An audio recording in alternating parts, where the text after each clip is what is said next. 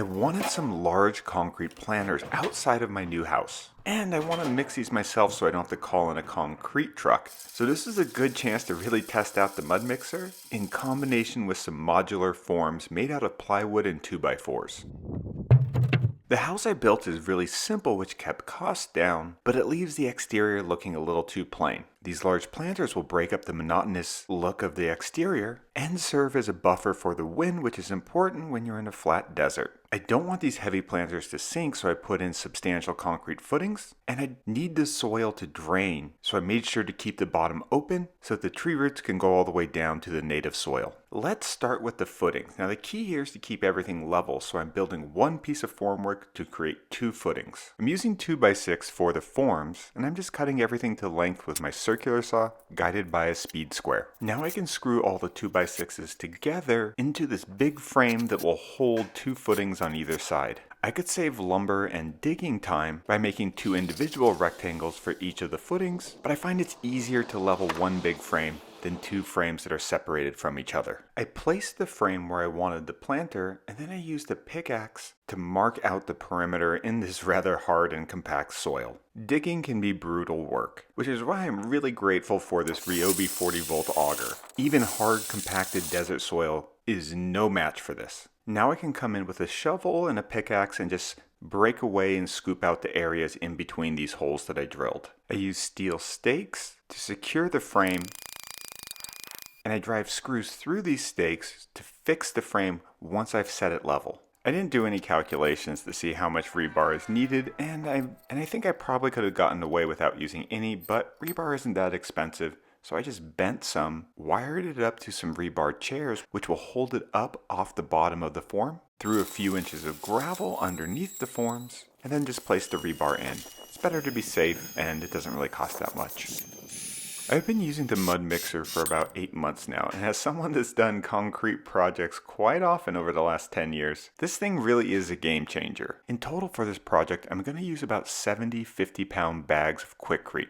And mixing all of those by hand is, well, it's a little bit more of a workout than I want. Concrete trucks are an option, but you do have to have a path where they can get up close to the form, or you have to rent an additional pump, or be wheelbarrowing it back and forth, all of which require more crews and more expense. I think the mud mixer really excels on DIY projects that involve more than 500 pounds of concrete, but maybe are a little bit too small to bring in a whole truck worth.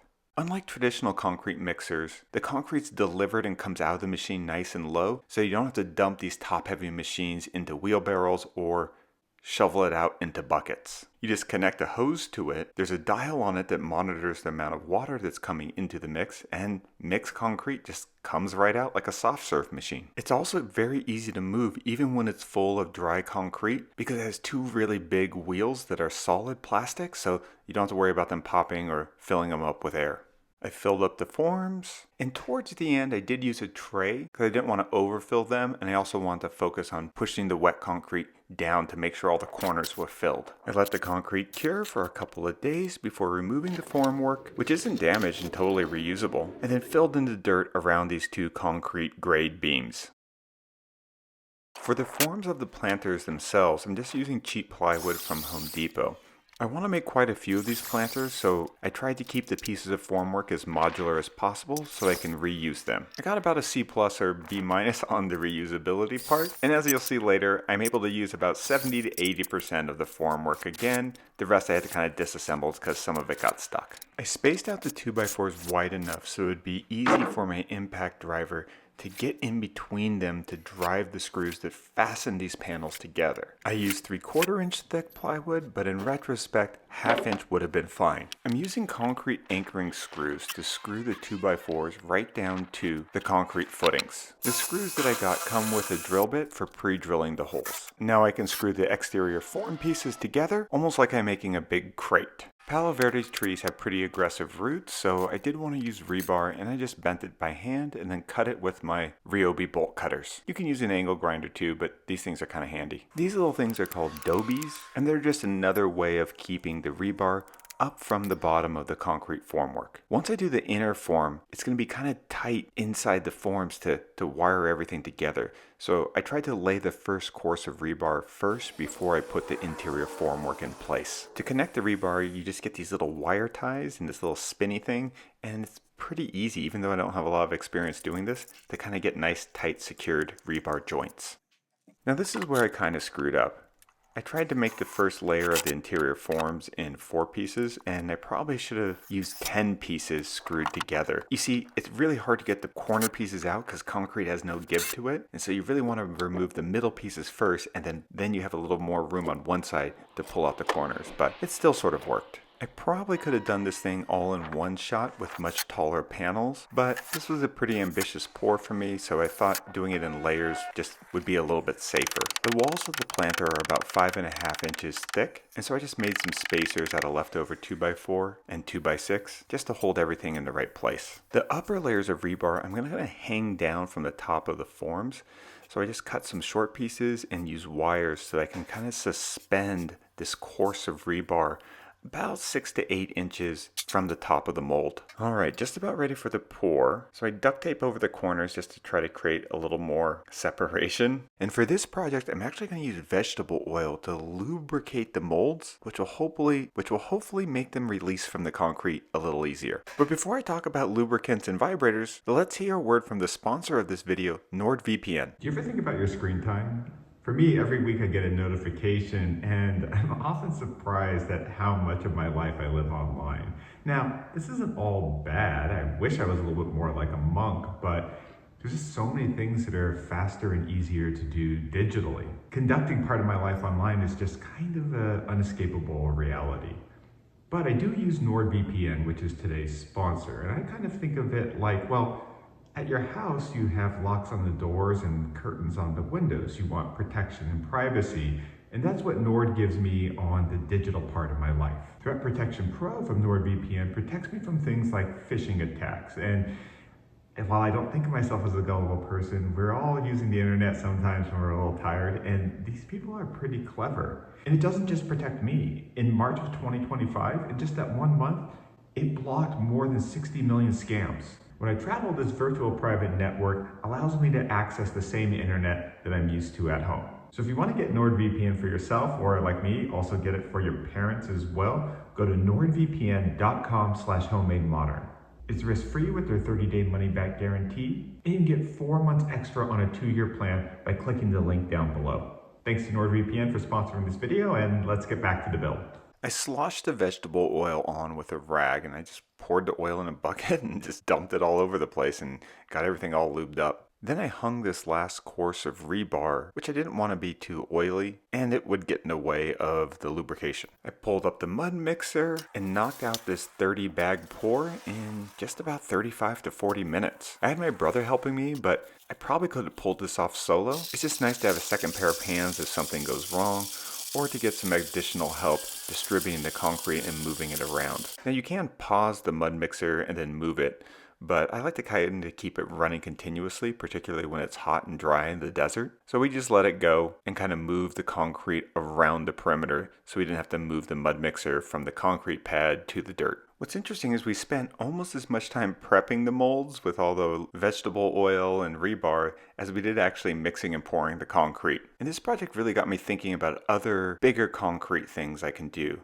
One of the things that's coming to mind is I've always wanted to do a greenhouse, but the kind of pre-kit greenhouses are a little bit too low for my liking. But with this kind of technique, I think I could do almost like a perimeter wall that's like 2 to 3 feet high. So if I used an 8-foot greenhouse, I would get the ceilings up to about 10 feet, which I think would be a really nice space to be in. If I was building a structure that's inhabitable, I would have wired all the rebar together. But I'm really just trying to connect the lower pour to the upper pour, so I just stuck these pieces in. Now that these vertical pieces of rebar are firmly anchored in the first part of the concrete, it's pretty easy to wire the third and fourth horizontal course of rebar right to them. Here's my second take at the interior formwork for the second layer. I separated out the corner pieces from a middle piece, and this part worked fairly well, but I should have broken the other 2 panels into at least 2 or 3 pieces each as well.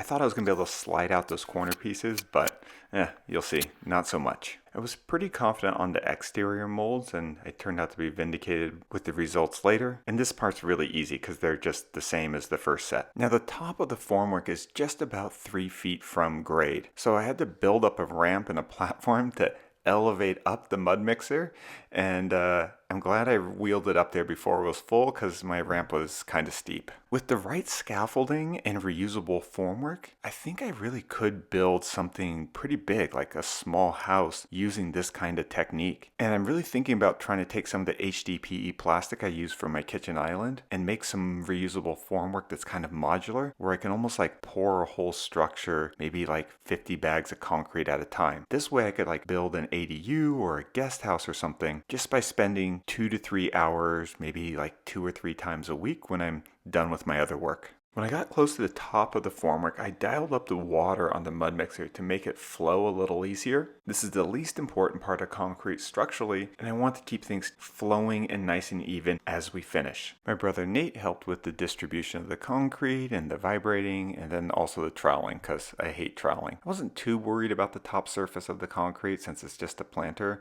but it was nice to have him get it relatively smooth. Up to now, I only had about 5 to 6 hours into this project, and even though it's big, it's relatively simple. This is where it got a little more tedious when it came to sort of removing particularly the inner part of the formwork. My Viking arm did a good job of pushing out the middle pieces, and this is why I think I should have done 3 pieces on each of the interior panels. I was just able to kind of knock it out, but this little plywood flange with the corner piece was just so locked in because there was so much pressure from the wood kind of swelling, and I didn't want to wait for the wood to completely dry out. So this part required a little more brute force. Could also probably get away with making 4 corner pieces and then 4 middle panels as well. I did have to get the pry bar out and unscrew a few screws, so the panels themselves not reusable, but I'm definitely going to reuse the same pieces of wood for the next planter. Removing the exterior panels went great, and these are totally reusable. I just have to scrape a little bit of the concrete off.